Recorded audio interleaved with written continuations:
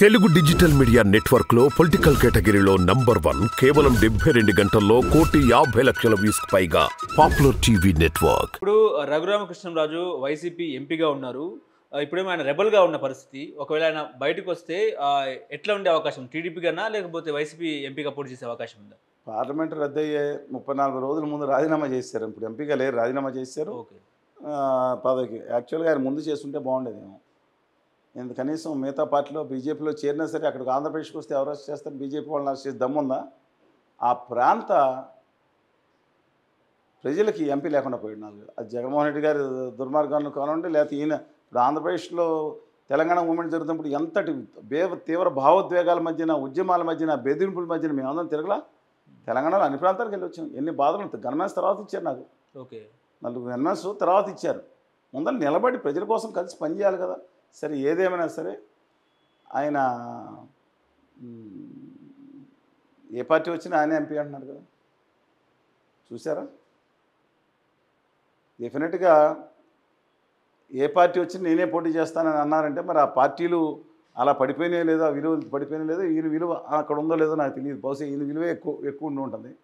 ఎందుకంటే అన్ని పార్టీలకు సౌతీడుగా ఉంటాడు. నేను వ్యక్తిగతంగా గొప్పకొని మిగతా వాళ్ళని ఒప్పించే మనస్తత్వం కాదు, కానీ ఆ పార్టీలు చూసి జాలి కలుగుతున్నారు. ఏ పార్టీ అయితే నేను పోటీ చేసి, ఏ పార్టీ అని నేనే పోటీ చేస్తాననే సందర్భాలు 1-2 సార్లు టీవీలో చూశాను.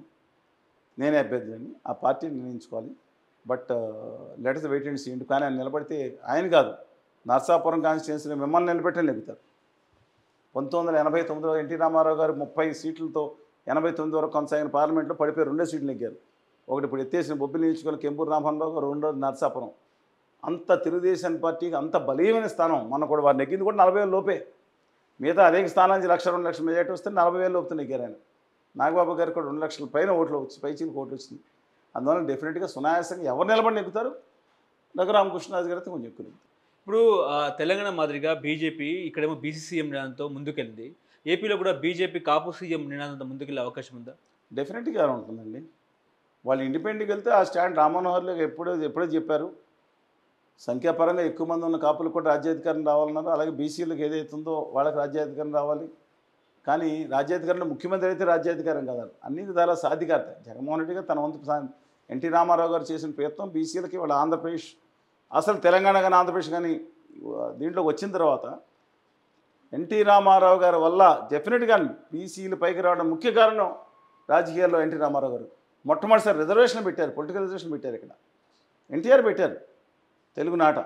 అందువల్ల ఆయనను చెప్పుకోవాలని. తర్వాత చంద్రబాబు నాయుడు గారు కొన్ని ముందుకు తీసుకెళ్ళిన జగన్మోహన్ రెడ్డి గారు 4 బీసీలకి వాళ్ళ పార్లమెంట్ స్థానాలు ఇచ్చారు. నమ్ముతారా? రాజ్యసభకు పంపించారు. అందులో ₹1 కూడా తీసుకోకుండా పంపించిన వాళ్ళు చాలామంది ఉన్నారు, 3.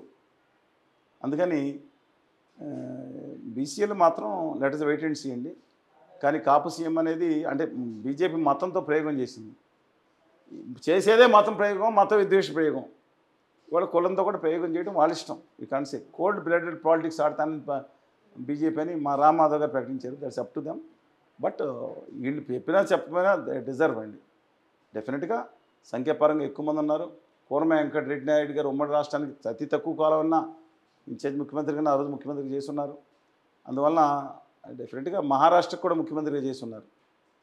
కాపులు మహారాష్ట్రకు కూడా ముఖ్యమంత్రిగా చేస్తున్నారు, ఉమ్మడి మహారాష్ట్ర కూడా.